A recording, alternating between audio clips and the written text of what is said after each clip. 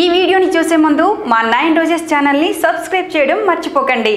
మరిన్ని latest updates కోసం పక్కనున్న గంట సింబల్ని క్లిక్ చేయండి. బిగ్ బాస్ షో అనగానే రకరకాల కాంట్రవర్సీలు గొడవలే గుర్తుకు వస్తాయి. తెలుగులో పర్వాలేదు కానీ తమిళ బిగ్ బాస్ షోకు స్టార్లే కరువయ్యారు. అంతేకాదు ఈసారి అసలు షో మొదలు కాకముందే ఓ వివాదానికి తెరలేపింది తమిళ నటి. దర్శకురాలు అయిన లక్ష్మీ రామకృష్ణన్ అదొక చెత్త షో అంటూ సంచలన వ్యాఖ్యలు చేసింది. బిగ్ బాస్ షో వలన కుటుంబంలో మనస్పర్ధలు చెలరేగడం ఖాయమని, ఆ షో మన భారతీయులకు చెడ్డ పేరు తీసుకొచ్చే షో అని, మరీ ముఖ్యంగా దక్షిణాది వాళ్లకు మరింత చెడ్డ పేరు తీసుకొస్తోందని సంచలన వ్యాఖ్యలు చేసింది.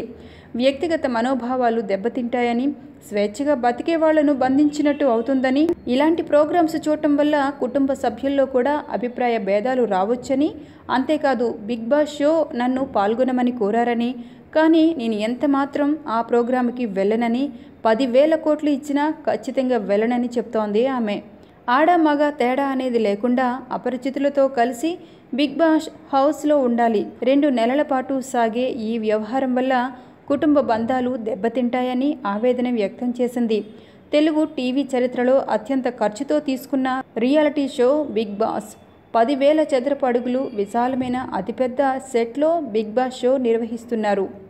సుమారు 750 మంది ఈ షో కోసం పనిచేస్తూ ఉన్నారు. 60 కెమెరాలు నిరంతరాయంగా ఈ షో కోసం పనిచేస్తూ ఉంటాయట. 70 రోజుల పాటు ఓ పెద్ద ఇంట్లో 60 కెమెరాల మధ్య వారు బందీగా ఉంటారు.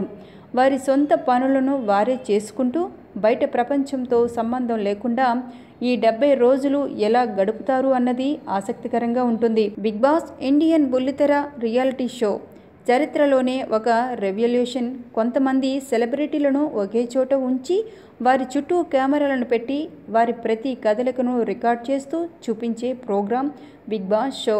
బాలీవుడ్ కండలవీరుడు సల్మాన్ ఖాన్ హోస్ట్గా ఈ ప్రోగ్రాం మంచి సక్సెస్ సాధించింది.